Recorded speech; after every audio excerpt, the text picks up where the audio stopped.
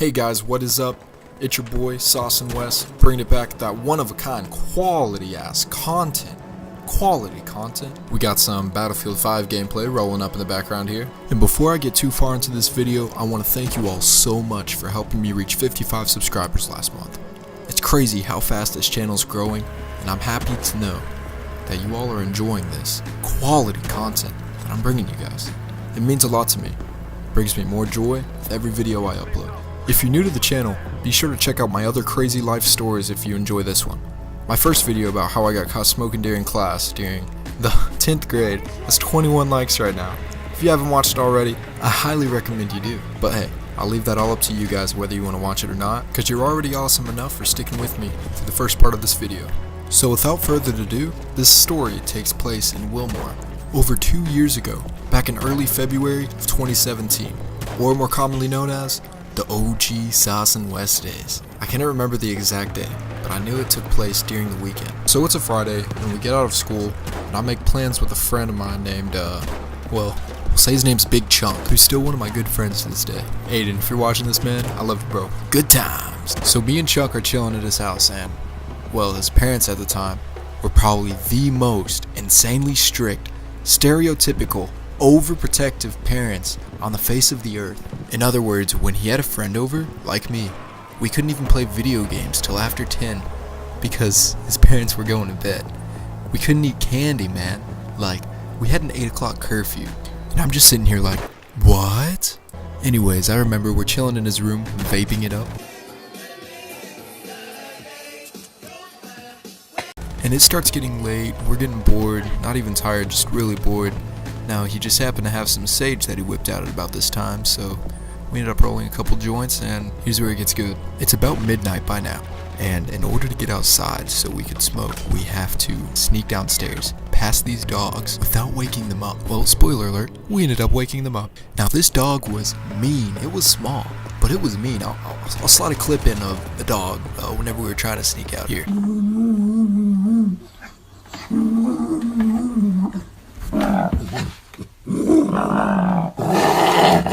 You guys see what I mean? This dog was vicious. This dog was ruthless.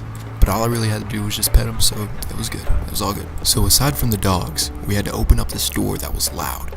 Like, this door, bro, was so loud. When it opened, it sounded like a fork scratching on a plate. Like, that's how unsatisfying this door was to me. I despised that door. So we finally get outside, and then we gotta go around the driveway security light. Like, there were a lot of factors that could have woken up Chunk's parents at that time, but somehow, we made it out of the house in one piece. So Chunk told me about this spot on Asbury University campus, a Christian-based college called the Lou Center, and I was actually familiar with it from my childhood. When I was just a kid, I learned how to swim there at a swimming pool. I played soccer there. I started playing guitar there too. But anyway, it's a huge building on top of this hill by some baseball fields, but it's still connected to the rest of the campus. Now, the Lou Center was about a half-mile from his house, and our plan was to walk and meet up with another one of my friends, Damon, what's up, Big D? At this gas station at about the halfway point from the Lou Center. So we meet up with D, and from there, we just start walking. We got these joints on us, we got the bag on us, we got that sage on us. And it was late, it was kind of sketchy. It was only like, what, 1 a.m., like...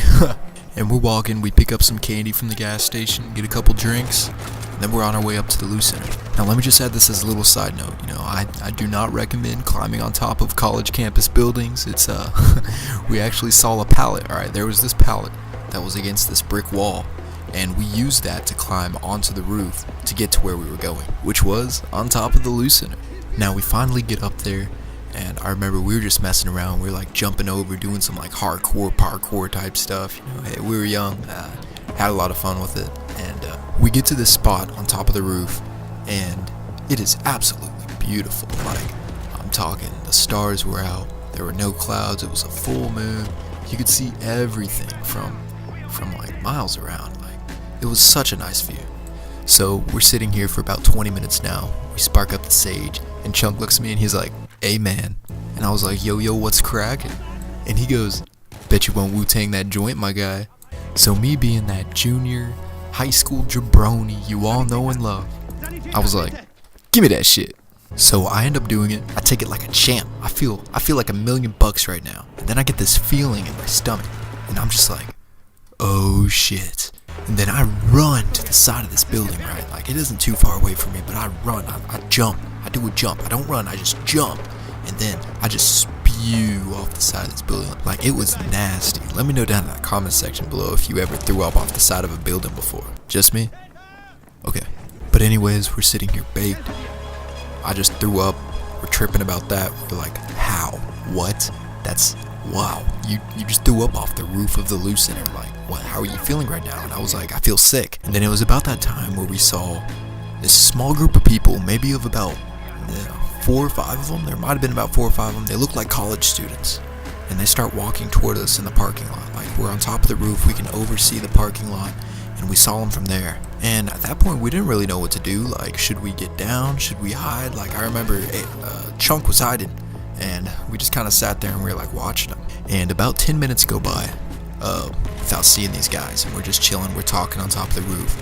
Then all of a sudden, there's a voice that kind of creeps up on us from behind us. And he goes, hey guys, what are y'all doing up here? And me and D look at each other. And then we both look at Chunk. And then back at each other. And then we looked at this dude. And it turned out to be that group that we saw from earlier that was walking up on us. You know, I was always curious as to where that pallet could have came from. And I guess it came from them. Now here's the effed up part about this. These kids, alright, these college students, they tried acting like they were the police, like they worked for the Lou Center. And, you know, looking back at it now, I could not believe that. Like, that was some BS, some high quality BS right there. They had us bamboozled. And then he tries asking us our age. He was like, how old are you guys? And we weren't about to tell these guys our actual age. Me and D, we were like, we're 18. How old are you? Then he was like, I'm the one asking the questions now. How old is he? And I was about to answer that for him. I was about to say he was 18, but no, he goes, I'm 15. And of course, they tried pulling the curfew card on him, and we were like, listen, we're taking him home.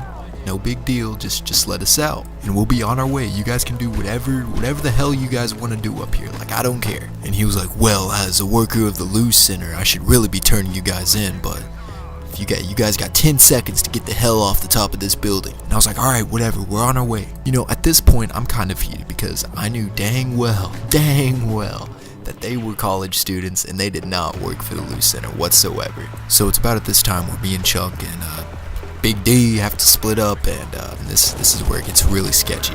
On our way back to our house, D ends up actually texting us, and he's like, bro, there are people following me right now in a black car. And at that point, there wasn't much we could do to help them. We were just like, well, walk faster. And my initial thoughts were like, dang, they got him, you know. And then my second thought was like, oh, it's probably just neighborhood watch, you know. It's nothing too out of the ordinary, nothing too extreme. So we all finally get home safe, and I do not hear the end of it talking about how I threw up off the top of that building. Like, oh my god. And we actually never ended up finding out what that black car was doing, following him around for. Apparently he followed D all the way home from the Lou Center. Like,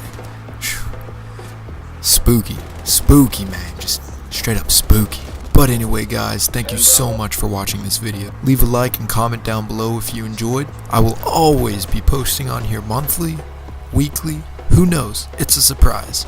But leave those post notifications on to find out. Drop a comment, let me know how your day's going today. Is there any other games you want to see featured on the channel? Let me know. If you'd like to stay updated with the channel out of YouTube, my Twitter is @SaucedWes and my Instagram is @SauceandWes.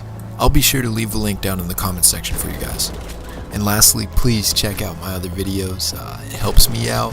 Drop a like. You know, that helps me out even more. Subscribe. And I will be sure to bring you all that content I know you guys know and love. So drop a quality if you enjoyed this video. I will be seeing you guys in the next one. Peace.